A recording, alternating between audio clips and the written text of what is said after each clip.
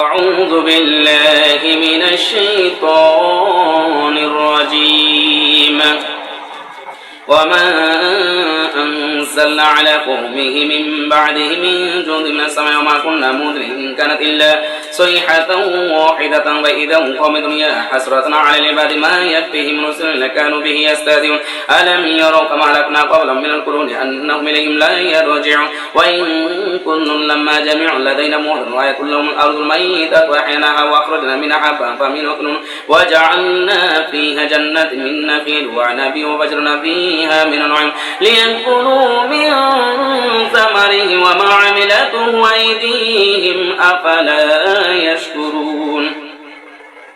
سبحان الذي خلق الأزواج كلها مما تنبت الأرض ومن أنفسهم مما لا يعلم ويكون لهم الليل نسلك من النار فإذا هم مظلمون والشمس تجري المستقر إلى ذلك تقدير العزيز العليم القمر قدرناه منازل حتى عاد كل رجل القديم لا الشمس ينبغي لها أن تدرك القمر الليل سابق النهار ولا الليل سابق النهار وكل في فلك يسبحون وآية لهم الليل وآية لهم أن حملنا ذريتهم في الفلك المشحون وخلقنا لهم من مثل ما يركبون إن نشأ نغرقهم ولا صريخ ولهم قدر إلا رحمة منا متاع إلى حين وإذا قيل لهم تقوا ما بين أيديكم وما خلفكم لعلكم ترحمون وما تأتي من آية ربهم لا كانوا عنها معرضين وإذا قيل لهم أنفقوا مما رزقهم الله قال الذين للذين آمنوا أنتم الله وشاء الله طمعا إن أنتم إلا في ضلال مبين ويقولون متى هذا الوعد إن كنتم صادقين ما ينظرون إلا صيحة واحدة تأخذهم وهم يخصمون فلا يستطيعون توصية ولا إلى أهلهم يرجعون ونفخ في الصور فإذا هم من الأجداث إلى ربهم ينسلون قالوا يا ويلنا من بعثنا من مرقدنا هذا موعد الرحمن وصدق المرسلين إن كانت إلا صيحة واحدة فإذا هم جميع لدينا محضرون فاليوم لا تظلم نفس شيئا ولا تجزون إلا ما كنتم تعملون إن أصحاب الجنة اليوم في شغل فاكههم وأزواجهم في ظلال على الأرائك متكئون فيها فاكهة ولما يدعون سلام قولا من رب رحيم ممتاز اليوم أجرم ولم عاد إليكم يا بني آدم ألا تعبدوا الشيطان إنه لكم عدو مبين وأن اعبدوني هذا صراط مستقيم ولقد أضل منكم جبلا كثيرا أفلم تكونوا تعقلون هذه جهنم التي كنتم توعدون اصلوها اليوم بما كنتم تكفرون اليوم نختم على أفواههم وتكلمنا أيديهم وتشهد أرجلهم بما كانوا يكسبون ولو نشاء لطمسنا على أعين فاستبصروا أن يبصرون ولو نشاء لمسكناهم على مكانتهم فما استطاعوا مضيا ولا يرجون وما نعمرون نكسوا بالخلق ولا يعقلون وما علمناه الشعر ما ينبغي له إن هو إلا ذكر وقرآن مبين لأنذر من كان حيا وحق القول على الكافرين أولم يروا أنا خلقنا لهم مما عملت أيدينا أنعاما فهم لها مالكون ذللناك لهم فمنها ركوبهم ومنها يأكلون فيها منافع ومشارب أفلا يشكرون واتخذوا من دون الله آلهة لعلهم ينصرون لا يستطيعون نصرهم وهم لهم جند محضرون فلا يحزنك قولهم إنا نحن ميسرون وما يعلنون أولم يروا الإنسان أنا خلقناه من نطفة فإذا هو خصيم مبين وضرب لنا مثلا ونسي خلقه قال من يحيي العظام وهي رميم قل احييها الذي أنشاها أول مرة وبكل خلق علم الذي جعل لكم من الشجر الأخضر نارا فإذا أنتم منه توقدون أوليس الذي خلق السماوات والأرض بقادر على أن يخلق مثلا بل هو الخلاق العليم إنما أمره إذا أراد شيئا يقول له كن فيكون فسبحان الذي بيده ملكوت كل شيء وإليه ترجعون بسم الله الرحمن الرحيم والصفات صفا فالزاجرات زجرا والتاليات ذكرا إن إلهكم لواحد رب السماوات والأرض وما بينهما رب المشارق إنا زينا السماء الدنيا بزينة للكواكب حفظا من كل شيطان مارد لا يسمعون إلى المعنى الأعلى ويقذفون من كل جانب دحورا ولهم عذاب واصب إلا من خطبت الخطبة وأتبعه شهاب فاستبتهم هم أشد خلقا من خلقنا إنا خلقناهم من طين لازم بل عجبت ويستغفرون وإذا ذكروا بلا يذكرون بل عجبت ويسخرون وإذا ذكروا لا يذكرون وإذا رأوا آية يستسخرون وقالوا إن هذا إلا سحر مبين أئذا متنا كنا ترابا وعظاما إنا لمبعوثون أو آباؤنا الأولون قل نعم وأنتم داخرون فإنما هي زجرة واحدة فإذا هم ينظرون وقالوا يا ويلنا هذا يوم الدين هذا يوم الفصل الذي كنتم به تكذبون الذين ظلموا وأزواجهم وما كانوا يعبدون من دون الله فهدوهم إلى صراط الجحيم وقفوهم إنهم مسؤولون ما لكم لا تناصرون بل هم اليوم مستسلمون وأقبل بعضهم على بعض يتساءلون قالوا إنكم كنتم تأتوننا عن اليمين قالوا بل لم تكونوا مؤمنين وما كان لنا عليكم من سلطان بل كنتم قوما طاغين فحق علينا قول ربنا إنا لذائقون فأغويناكم إنا كنا غاوين فإنهم يومئذ بالعذاب مشتركون إنا كذلك نفعل بالمجرمين إنهم كانوا إذا قيل لهم لا إله إلا الله يستكبرون ويقولون أئنا لتاركو آلهتنا لشاعر مجنون بل جاء بالحق وصدق المرسلين إنكم لذائق العذاب الأليم وما تجزون إلا ما كنتم تعملون إلا عباد الله المخلصين أولئك لهم رزق معلوم فواكه وهم مكرمون في جنة النعيم على سرر متقابلين يطاف عليهم بكأس من معين بيضاء لذة للشاربين لا فيها غول ولا هم عنها ينزفون وعندهم قاصرات الطرف عين كأنهم بيض مكنون قبل بعضهم على بعض يتساءلون قال قائل منهم إني كان لي قرين يقول أئنك لمن المصدقين إذا متنا وكنا ترابا وعظاما إنا لمدينون قال هل أنتم مطلعون فاطلع فرآه في سواء الجحيم قال تالله إن كدت لتردين ولولا نعمة ربي لكنت من المحضرين فما نحن بميت إلا موتتنا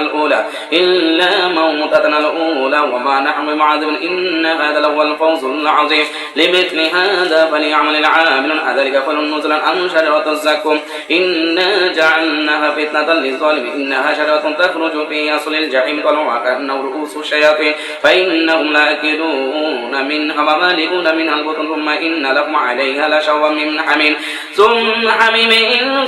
إن مرجعهم لإلى الجحيم إنهم ألقوا آباءهم ضالين فهم على آثارهم يهرعون ولقد ضل قبلهم أكثر الأولين ولقد أرسلنا فيهم منذرين فانظر كيف كان عاقبة المنذرين إلا عباد الله المخلصين ولقد نادانا نوح فلنعم المجيب ونجينا وأهله من الكرب العظيم وجعلنا ذريتهم الباقين وتركنا عليه في الآخرين سلام على نوح في العالمين إن كذلك نجزي المحسنين إنه من عبادنا المؤمنين ثم أغرقنا الآخرين وإن من شيعته لإبراهيم إذا جاء ربه بقلب سليم إذ قال لأبيه وقومه ماذا تعبدون أئفكا آلهة دون الله تريدون فما ظنك برب العالمين فنظر نظرة في النجوم فقال إني سقيم تولى عنهم مدبرين وراغ إلى آلهتهم فقال لا تكن ما لكم لا تنطقون وراغ عليهم ضربا باليمين فأقبلوا إليه يزفون قال تعبدون ما تنحتون والله خلقكم وما تعملون قالوا بنوا له بنيانا فألقوه في الجحيم فأرادوا به كيدا وجعلناهم الأسفلين وقال إني ذاهب إلى ربي سيهدين ربي هب لي من الصالحين وبشرنا بغلام حليم فلما بلغ معه السعي قال يا بني إني أرى في المنام أني أذبحك فانظر ماذا ترى قال يا أبت افعل ما تؤمر ستجدني إن شاء الله من الصابرين فلما أسلم وتله للجبن وناديناه وأن يا إبراهيم قد صدقت الرؤيا إنا كذلك نجزي المحسنين إن هذا لهو البلاء المبين وفديناه بذبح عظيم وتركنا عليه في الآخر سلام على إبراهيم كذلك نجزي المحسنين إنه من عبادنا المؤمن وبشرنا بإسحاق نبيا من الصالحين وباركنا عليه وعلى إسحاق ومن ذريتهما محسن وظالم لنفسه مبين ولقد مننا على موسى وهارون ونجيناهما وقومهما من الكرب العظيم ونصرناهم فكانوا هم الغالبين وآتيناهما الكتاب المستقيم وهديناهما الصراط المستقيم وتركنا عليهما في الآخر سلام على موسى وهارون إن كذلك نجزي المحسنين إنهما من عبادنا المؤمنين وإن إلياس لمن المرسلين إذ قال لقومه أتدعون بعلا وتذرون أحسن الخالقين أتدعون بعلا وتذرون أحسن الخالقين الله ربكم ورب آبائكم الأولين فكذبوه فإنهم لمحضرون إلا عباد الله المخلصين وتركنا عليه في الآخر سلام على إلياس إنا كذلك نجزي المحسنين إنه من عبادنا المؤمنين إن لوطا لمن المرسلين وإذا نجينا وله أجمعين إلا عجوزا في الغابر ثم دمرنا الآخرين وإنهم لتمرون عليهم مصبحين وبالليل أفلا تعقلون وإن يونس لمن المرسلين إذا أبى إلى الفلك المشحون فساهم فكان من المدحضين فالتقمه الحوت وهو ملم فلولا أنه كان من المسبحين للبث في بطنه إلى يوم يبعثون فنبذناه بالعراء وهو سقيم وأنبتنا عليه شجرة من يقطين وأرسلناه إلى 100,000 أو يزيدون فما فآمنوا فمتعناهم إلى حين فاستفتهم لربك البنات ولهم البنون أم خلقنا الملائكة إناثا وهم شاهدون ألا إنهم من إفكهم ليقولون ولد الله وإنهم لكاذبون أصطفى البنات على البنين ما لكم كيف تحكمون أفلا تذكرون أم لكم سلطان مبين فأتوا بكتابكم إن كنتم صادقين وجعلوا بينه وبين الجنة نسبا ولقد علمت الجنة إنهم لمحضرون سبحان الله عما يصفون إلا عباد الله المخلصين إنكم وما تعبدون ما أنتم عليه بفاتنين إلا من هو صال الجحيم وما منا إلا له مقام معلوم وإنا لنحن الصافون وإنا لنحن المسبحون وإن كانوا ليقولون ألو أن عندنا ذكرا من الأول لكنا عباد الله المخلصين فكفروا به فسوف يعلم ولقد سبقت كلمتنا لعبادنا المرسلين إنهم لهم المنصورون وإن جندنا لهم غالبون وتول عنهم حتى حين وأبصر فسوف يبصرون أفبعذابنا يستعجلون فإذا نزل بساحة فساء صباح المنذرين وتول عنهم حتى حين وأبصر فسوف يبصرون سبحان ربك رب العزة عما يصفون وسلام على المرسلين والحمد لله رب العالمين بسم الله الرحمن الرحيم صاد والقرآن ذي الذكر بل الذين كفروا في عزة وشقاق كم أهلكنا من قبل من قرن فنادوا ولك حين مناص وعجبوا أن جاءهم منذر منهم وقال الكافرون هذا ساحر كذب أجعل الآلهة إله واحد إن هذا لشيء عجاب انطلق الملأ منهم أن ابشوا واصبروا على آلهتهم إن هذا لشيء يراد ما سمعنا بهذا في الملة الآخرة إن هذا إلا خلق أنزل عليه ذكر من بين بل هم في شك من ذكري بل لما يذوقوا عذابا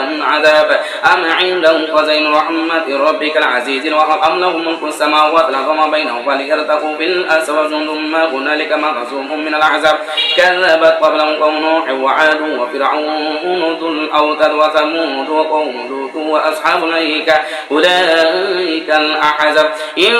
كل إلا كذب الرسل فحق عقاب ما ينظر هؤلاء إلا صيحة واحدة ما لها من فوق وقالوا ربنا عجل لنا قطنا قبل يوم الحساب اصبر على ما يقولون واذكر عبدنا داود ذا الأيد إنه أواب إنا سخرنا الجبال معه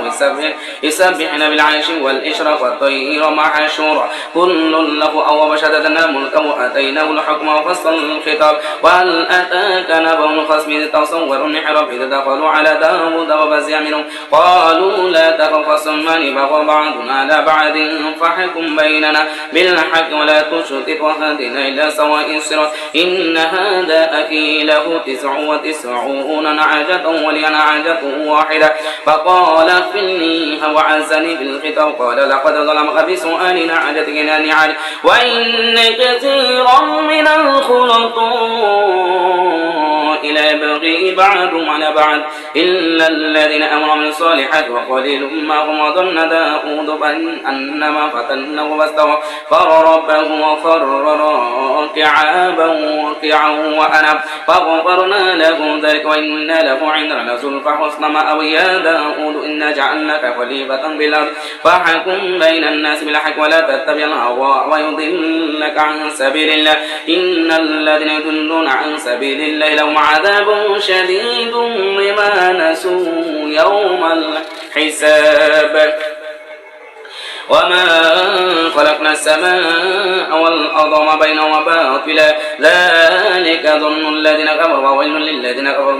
من النار أم نجعل الذين آمنوا وعملوا الصالحات كالمفسدين في الأرض أم نجعل المتقين كالفجار كتاب أنزلناه إليك مبارك ليدبروا آياته وليتذكر أولو الألباب ووهبنا لداود سليمان نعم العبد إنه أواب إذ عرض عليه بالعشي الصافنات الجياد فقال إني أحببت حب الخير عن ذكر ربي حتى توارت بالحجاب ردوها علي وطبق مصاحا بالسوء والأعنق ولقد فتنا سليمان والقينا على كرسيه جسدا ثم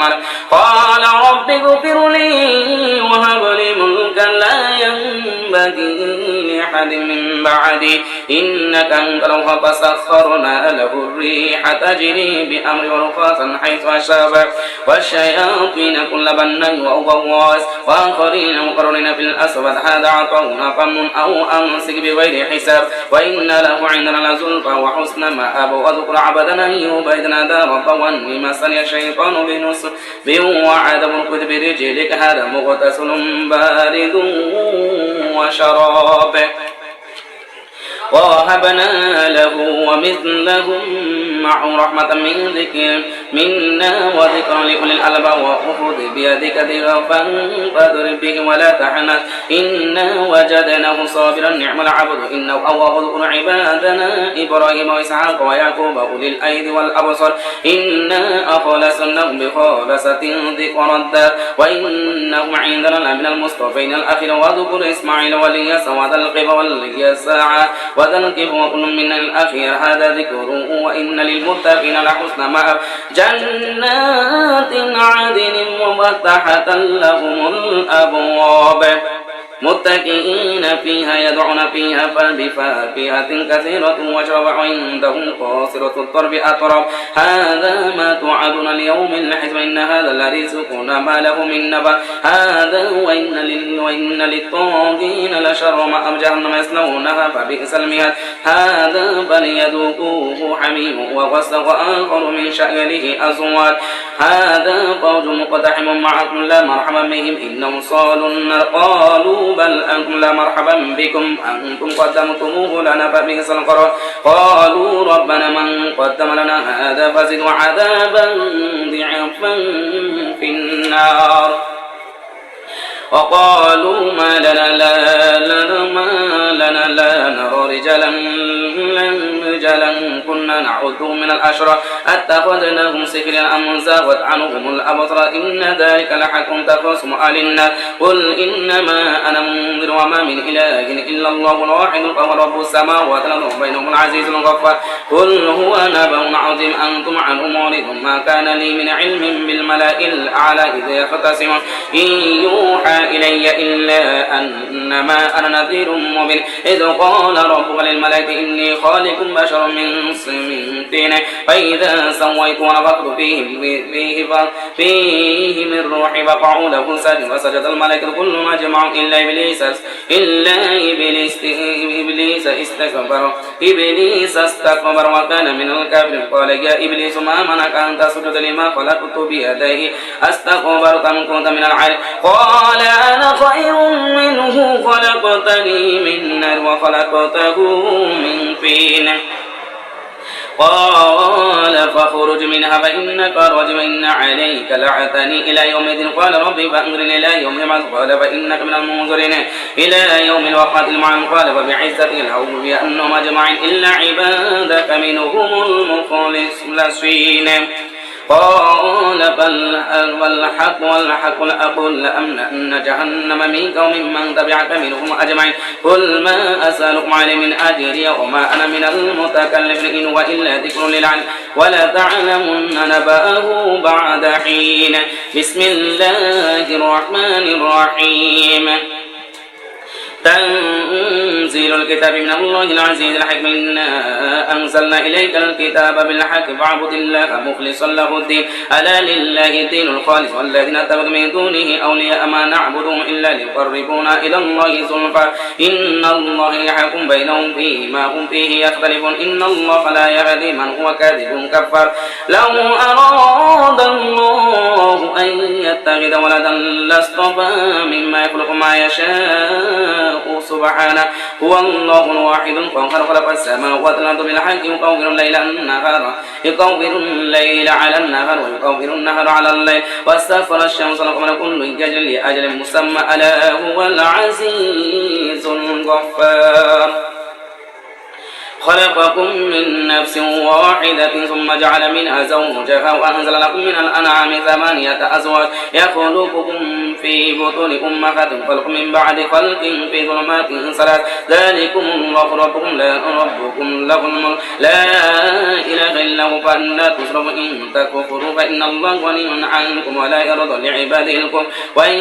تشكروا يرضاه لكم ولا تزر وازرة وزر أخرى ثم إلى ربكم مرجعكم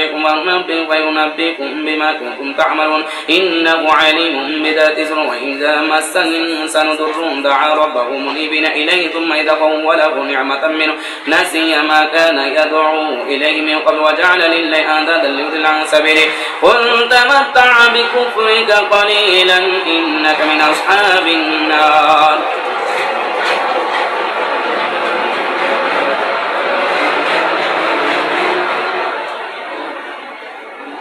أمن هو قانت آناء الليل ساجدا وقائما يحذر الآخرة ويرجو رحمة ربه قل هل يستوي الذين يعلمون والذين لا يعلمون إنما يتذكرون الألباب قل يا عبادي الذين آمنوا اتقوا ربكم للذين أحسنوا في هذه الدنيا حسنة وأرض الله واسعة إنما يوفى الصابرون أجرهم بغير حساب قل إني أمرت أن أعبد الله مخلصا له الدين أمرت لأن أكون أول المسلمين قل إني أخاف إن عصيت ربي عذاب يوم عظيم قل الله أعبد مخلصا له ديني فاعبدوا ما شئتم من دوني قل إن الخاسرين الذين خسروا أنفسهم وأهليهم يوم القيامة ألا ذلك هو الخسران المبين لهم من فوقهم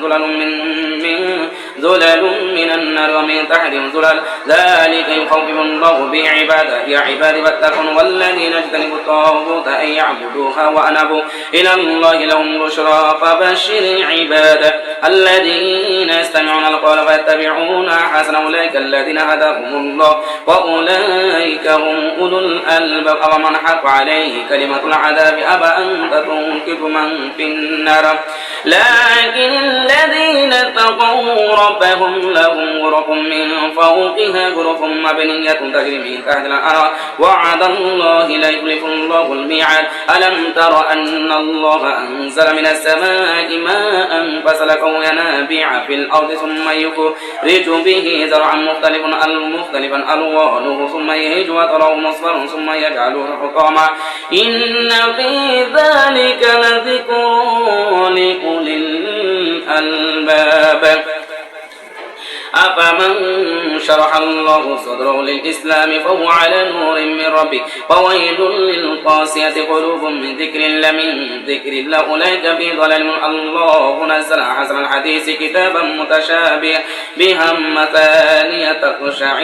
تقشعر منه جلود الذين يخشون ربهم ثم تلين جلودهم وقلوبهم إلى ذكر الله ذلك هدى الله يهدي به من يشاء ومن يضلل وما له من هاد أفمن يتقي بوجهه سوء العذاب يوم القيامة وقيل للظالمين ذوقوا ما كنتم تكسبون كذب الذين من قبلهم فأتاهم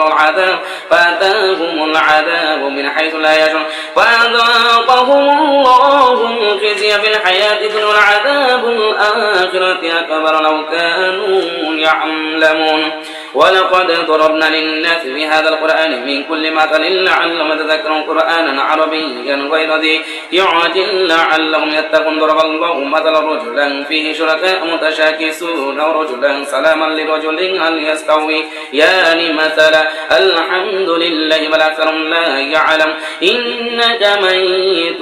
وإنهم ميتون ثم إنكم يوم القيامة عند ربكم تختصمون صدق الله